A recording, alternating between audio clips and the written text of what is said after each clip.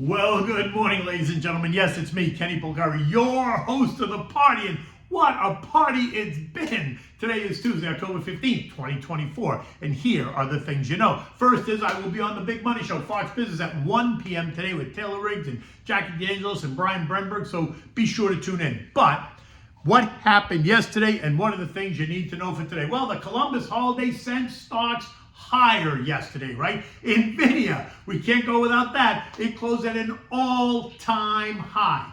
Lots of interesting stuff to discuss here going on in that whole space, right?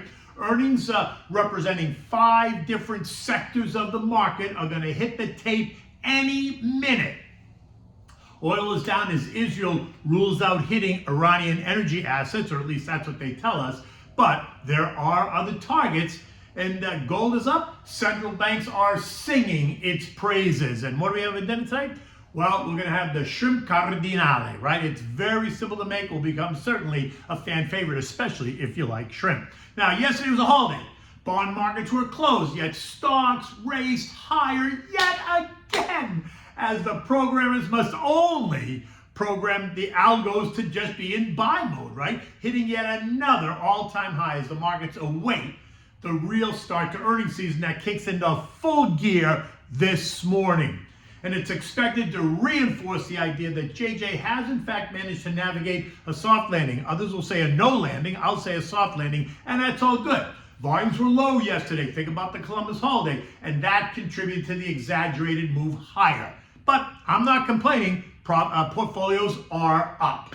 At the end of the day, the Dow added 200 points, or 0.5%. The S&P up 45 points, or 0.8. The Nasdaq added 160 points, or 0.9. The Russell up 15 points, or 0.6. The Transports added 110 points, or 0.7, while the equal-weighted S&P added 50 points, or 0.7%. It is a kind of a light week in terms of economic data, right? There's none today. Tomorrow brings us input and export prices, not a market mover. I mean, when was the last time you asked me, should I buy stocks because the input-export numbers? Really? Wednesday is going to get us retail sales, and that could be a market mover, and they are expected to be up, suggesting that we just can't stop spending. And that suggests the economy is just fine. But if they come in even stronger than what the estimates are, that could mean that the economy might be too strong, and the Fed needs to, guess what? Stop cutting. I'm just saying.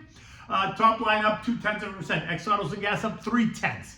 We're also going to get the Philly Fed business outlook. Again, not a market mover, but it too is expected to be slightly higher. Thursday brings us usual suspects, initial claims and jobless claims. Nothing dramatic is expected. It also brings us industrial production, capacity utilization, manufacturing production, and business inventories, all expected to be slightly lower. Then on Friday, we're going to get housing stats and building permits. And those are also expected to be lower, down 0.7 and down 0.3% respectively. So what will give traders and algos and investors something to focus on? Earnings. And they start with the range of reports this morning at about 7 o'clock. Look for results from Johnson & Johnson, that's large pharma. It's also a Dow and an S&P name. Bank of America, diversified banks, that's an S&P name. United Health, managed care, also a Dow and S&P name. PNC, it's a bank, S&P name. Charlie Schwab, wealth management, that's an S&P name. PGR, PNC Insurance, that's an S&P name. Goldman Sachs, institutional brokerage, they killed it. Dow and S&P name. State Street, institutional trust, fiduciary and custody sector, that's an S&P name. And Citibank, it's a diversified bank, also an S&P name. Now, I noted which index they're in, that they participate in, so you can understand how they affect the performance of that index. Noting that NASDAQ and Russell, or transport names, are not in that group, and S&P is both the S&P and the equal weight. If they're one, they're in the other. Remember, the expectations, while they might beat the estimates, they're most likely not going to beat the year-over-year comparisons, and that's not a surprise. Analysts have made it very clear. We expect that. Strategists are predicting the weakest results year over year, while positive guidance is expected, though, to be up by 15 or 16%. Recall what happened on Friday. They all beat the earnings per share number. 3 out of 4 of them beat the revenue number, but none of the year-over-year comparisons. And that's okay, because we knew that. And what did the market do? It rallied. Why? Because the guidance was robust. Capiche? Remember, earnings are history.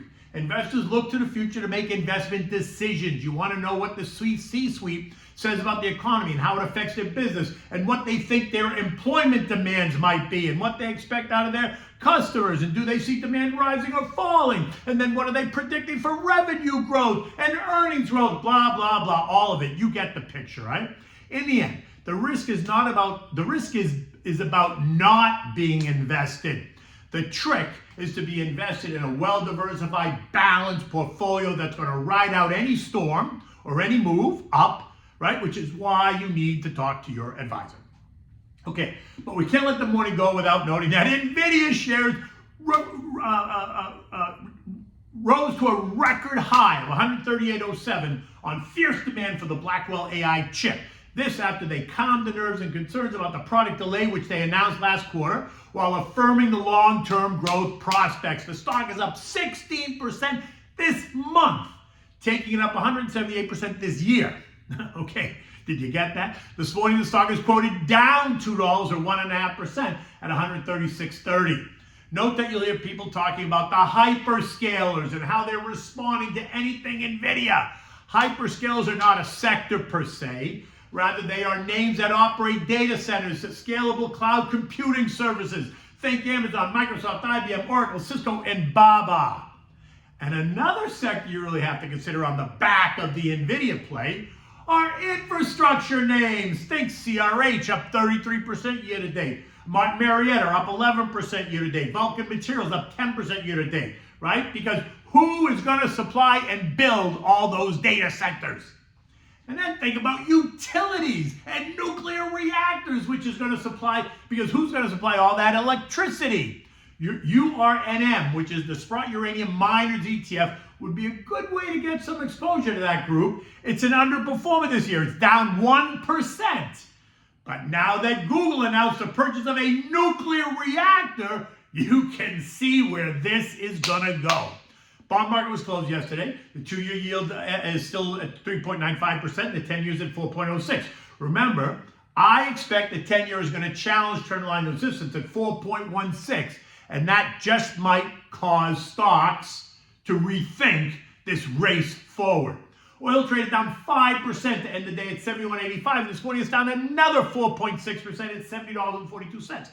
Israel is not expected to hit Iranian energy assets, but they're willing to take out military and nuclear assets, suggesting that while they listen to what Jojo says, they're not bound by what Jojo says, while the world continues to try and negotiate any ceasefire between these two. Even China chimed in, calling on both countries to avoid the vicious circles of conflict. In addition, OPEC also lowered their outlook for global oil demand in 2025. The latest move takes oil back down through all three trend lines, putting it in the 65, 71, 80 trading range. Expect downward pressure on the energy stocks.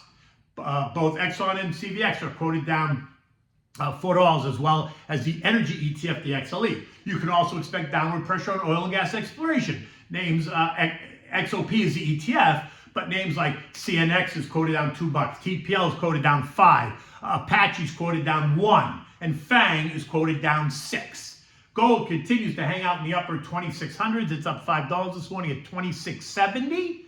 Comments overnight from central banks in Mexico, Mongolia, and the Czech Republic, all telling the markets that they prefer even larger gold holdings amid a confluence of growing geopolitical tensions and lower interest rates. And that suggests there's a floor under gold. My sense is that these countries are saying it out loud, then there are others that are remaining silent but agree. Trendline support is down at 2581, while the chart suggests that we won't hit resistance until we get to 2750. So knock yourself out. And I say the chart is because we're above all trend lines, so there's no really upper resistance band. So you got to draw one.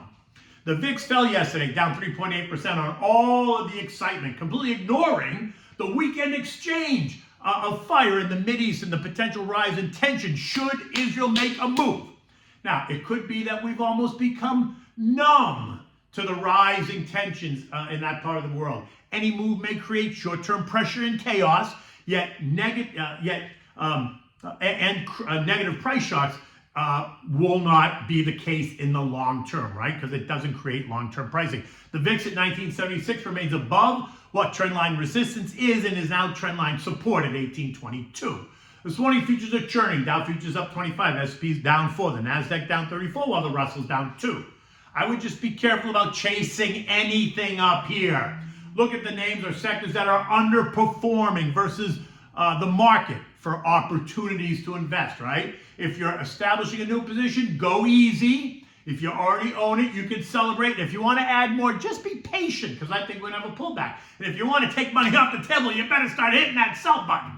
European markets are mixed as well as earnings season kicks off. There's nothing really dramatic. The S&P closed at 58.59, up 45 points. Futures are confused, but earnings will surely set the tone today. So get ready, because it's never boring. Give me a call to discuss helping you make a plan, and that's going to serve you well. You can get me at 561-931-0190. Or you can click on the message, go to my written blog. There's a hyperlink in there. You can send me a direct message into my contact box in my email. So feel free to do that as well. Okay, so now that we get that out of the way, what are we having for dinner? Okay, so today I'm going to give you the shrimp cardinale, right? So it's a great shrimp. Not that difficult to make. It's kind of easy to make, but it is so rich and delicious in flavor. So for this, you need 2 pounds of large, cleaned, deveined shrimp, right? Tails off, typically. That's just easier to eat. You want to cut them in half lengthwise, right? You need butter. You need a pound of linguine. You need a 1/4 cup of brandy. You need 1 cup of heavy cream. And you need a marinara sauce and salt and pepper to taste. Now, you can make your own marinara sauce, or you can cheat and go out and buy it. Now, turn the oven on to 350 degrees so that it's ready. Bring a pot of salted water to a rolling boil on the back burner. Melt a stick of butter in a large bowl. Now toss the shrimp. Season it with salt and pepper. Lay the shrimp out on a baking dish and bake it in the oven for 5 to 7 minutes. And then remove it and place it in a saucepan once it's done, in a saucepan. Now also put your linguine in the boiling water. Let it cook for 8 minutes or so. Don't cook it too long, it'll get mushy. While the linguine is cooking, add the brandy to the sauté pan and allow it to burn off a bit. Then add the heavy cream and about 3 or 4 cups of the tomato sauce, the marinara sauce. Reduce the heat to simmer. Let it thicken up a bit, right? When the pasta is done, you want to strain the pasta. You're always keeping a mug full of the pasta water, or tears of the gods, as we like to say. And then put the pasta directly in the sauté pan and mix it well. You can always add back a little bit of the pasta water if you think that it's sucking it up. You can always add a little bit anyway, because it does add depth to the dish.